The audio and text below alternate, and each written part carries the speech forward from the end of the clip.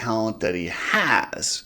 Question is, does it always show up? At World Supercross, it vanished. I don't know what happened there. He was on the Kawasaki. Maybe he's just peaking for Supercross here. He feels a lot more comfortable on the Tedder bike, the Tedder program. Last year, he surprised us and was consistently in the top 10. Like, he was beating guys he shouldn't have on paper been beating. You never know with Justin Hill, but that's why I have him at 16th. 17th, another quad lock Honda guy. If he races Supercross. Last year they had budget issues and couldn't let McElrath race the entire season. I don't know if he's racing or not. I probably should have found that out before I did this video, but I have him 17th if he races because he's good, but he's a 250 specialist. Jorge Prado, 18th, the quitter. I don't think jumping on a KTM is going to automatically give him Supercross skills. I don't think it's going to help him get through the whoops. It's not going to fix the problems that he had. I still don't expect much out of him. When they get to outdoors, it might be a different story. He might be better. I don't see this being a magical fix. I see him stinking it up and being the odd man out at KTM because they're going to put all their effort into the guys who are battling for wins and podiums every night in Tomac and Plessinger. And being a four-time world champion, that's not comfortable for him. That is a situation that he's not going to like. When they come in and everybody goes to those two guys and he's the guy that's just the outsider, I don't know how it's going to go. But he's in a year where if he doesn't have results, his career could be over. I mean, he did so much damage to his reputation last year.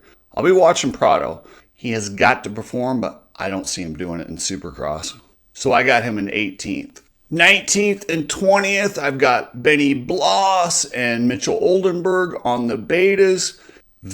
They are supposedly better this year, and they easily could be, but I don't know, man. It's beta. They don't work with the same budget as the other guys. I have a feeling that Benny Bloss could get inside the top 10, no problem. But once again, this is one of those things where I need to see it before I can believe it. 21st, Colt Nichols for the Suzuki team. He just has never looked comfortable on that Suzuki. Yes, he did okay. He got a podium in the last World Supercross round. But Colt Nichols is just a guy who had so many injuries. It sucked so bad that he never got a real shot. I mean, he got that 1 year on Honda, but he was an afterthought. He never got a real 450 ride where they focused on him and got him what he needed. He's been the guy that they just plugged in. And that's what he is at Suzuki, and that's why I have him finishing 21st in the points. 22nd, Vince Friese. He's with the PRMX Kawasaki, or Mad Parts Kawasaki, one of the Kawasaki teams. He's doing the whole series. He rode World Supercross on a Stark and didn't look good. I expect him to be better than that, but man, with the competition level, he's going to be in the LCQs. I love Vince, and I would love to see him battling up in the top 10. But moving to a Kawasaki and a new team, coming off of an electric bike, I don't know. I like Vince, and I got to put him in the top 22, but that's as high as I can go with Vince Friese. And then Jordan Smith is recovering from some injuries. Austin Faulkner will be riding the Triumph 450 at the first few rounds. And then when Jordan Smith is healthy enough, he will jump in, and Austin Faulkner will go to the 250 for the East. So we'll see some Triumph 450s out there. It is going to be hard to get in these main events. Look at how many factory riders there are. It's crazy. I know we say this every year, but we're in that part of careers where sometimes you get overlap between older guys and the newer guys. When the newer guys come in and the older guys haven't gone all the way out, we get deep, crazy, historic fields. We're at one of those moments right now. I don't know how much longer it'll last, but seeing these guys go into their 30s, it gets more competitive, and next year we'll probably be saying the same thing. Deepest field ever. But it's true. It actually is true that it's the deepest field ever. So I'm going with the old dog. Cooper Webb is going to get it done, but he's going to have to take it all the way to Utah, and it'll be a nail biter like it usually is with Cooper Webb. He's going to use racecraft and grit and mental strength to win this championship and be a 4-time Supercross champion. That's my pick. Let me know how he did. We'll pull this back up in May and see if I was out to lunch or how my predictions did.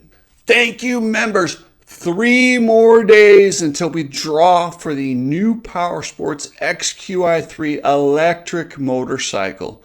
Anyone that joins as a member prior to the drawing, you are entered to win this bike. Right now, you're about a 1 in 267 to win this e-motorcycle.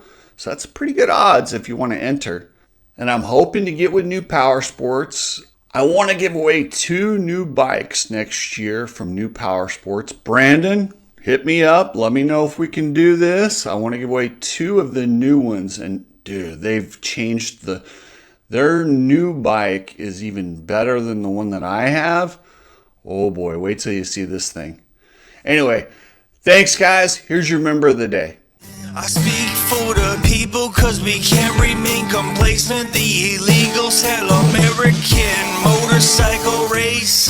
The devil is a wingman, his name is Rob Dingman. He wanna kill the future of the moto kids in dreamland. How selfish do you gotta be? Treat us like cheap property. Package us up and sell the whole sport to a monopoly.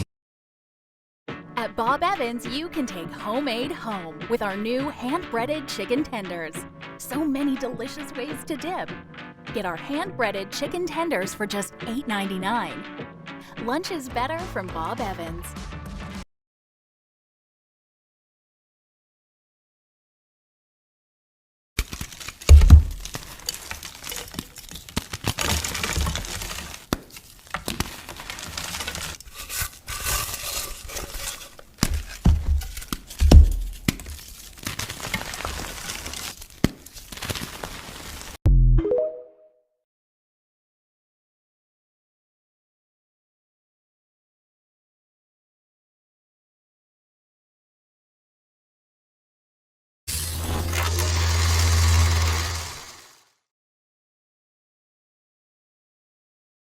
Yeah, welcome to episode 2. It is the Racer X Monster Energy season previews for Monster Energy AMA Supercross, all part of the SMX 31 round World Championship. I'm Jason Wygant, joined by former factory mechanic Steve Mathis and former pro racer Jason Thomas. We're going to talk about a ton of riders today. Because I don't want anyone being mad that they got shoved into show 3. And also, we are compressing the amount of riders we cover in each show because episode 4 is going to be totally different than we've done before. It's going to be totally different. Can't wait. Yep. And I don't know if you remember, it was actually your joke idea that we said, wait, that just might work. Yeah, that was not a planned show, but I think it's going to be great. Coming soon, episode 4. So here are the riders, and I got to read them off because there's a lot who we'll cover in this episode. It is Ken Roczen, Malcolm Stewart, Aaron Plessinger, Justin Cooper, Dylan Ferrandis, Justin Barsha, and Hunter Lawrence. That's a lot of riders and a lot of bikes and teams to discuss here. And I want to thank our sponsors. It's, of course, Monster Energy, Engine Ice, Maxima, Motorsport, and Fly Racing. Let's get to it. I'm going to start with Ken Roczen, who, in a different world, Steve, I asked for your suggestions. You feel if this was a ranking, Roczen should be in the episode 1, his ranking as an athlete and his ability. Yeah, you got out of it because you went with past champions. And yes. Unfortunately, Kenny Roczen has not won a Supercross One of the great championship tragedies of the sport that he doesn't have one. Absolutely. If he doesn't capture a Supercross title, he'll be talked about as, can you believe Travis Pastrana and Ken Roczen never won a Supercross title? Yeah, I like that. You know? Yeah. Well, Pastrana didn't even win a race. Right. That's maybe the most unbelievable of all time. Yep. I don't want to derail this. What's weirder, Cianciarulo or Pastrana not having a win? What's weirder? Pastrana. Really? Okay. I think so. Okay, Ken Roczen. He's doing Ken Roczen things. Went over and raced some WSX rounds. Super fast, super good. He did have an injury last year. He didn't come back in the SMX playoffs quite as good as previous years because of the injury. Clearly that's behind him. You've watched him in person several times. Guess what? He's really good at riding a motorcycle. Yeah, Kenny's awesome, man. At this point in his career, it's so cool to see him still out there. And he'll get a couple of wins this year, right? He may have some weekends that are off. He's just really cool to watch ride a motorcycle, man. You watch that guy and you're like, God, he makes it look easy. He always underplays himself, too. He's always like, I'm banged up, or I had a bad week, or I was sick. Like, he always sort of comes in, and I'm not saying excuses, but he always undersells himself every Anaheim single won time. press conference last year. He said, I used to be a guy that could win the title. Yeah. And then he almost had the point lead. Yeah. Or did have the point lead at different points. Yeah. The Tampa thing put him back. But, yes, at one point he was the point leader. Yeah, absolutely. So I'm super stoked that Kenny's still racing. He's looking great. I predict wins, and he'll be in contention for podiums because he's Ken Roczen, man. He's an all-timer. Yeah, he's going to be still Kenny. I am curious to see, you said he's going to win races, like multiple. Sure. I think he certainly can. But as we go through these shows, we've gone through episode 1. There are wins coming out of episode 1. Oh, yeah. That's for sure. Oh, yeah. And I think we do this every single year where we go through and like, yeah, he's going to win. It's hard to win. It's hard to win in this class. 5 to 7 winners. Maybe.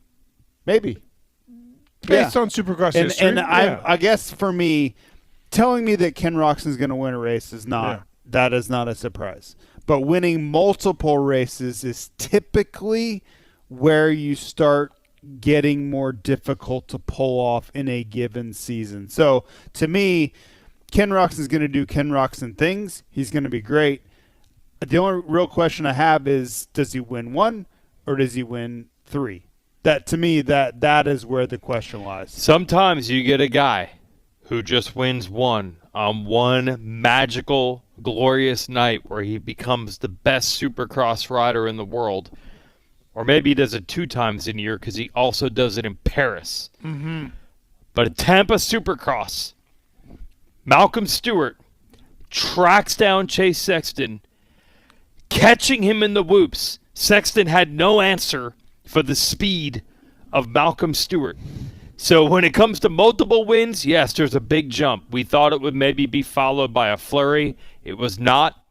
Drinking warm water with cinnamon before bed eliminates that blue parasite from the pancreas, regulates blood sugar levels, and reverses type 2. This is the last time I'm sharing this here. Just a 15-second made of trick forces your body.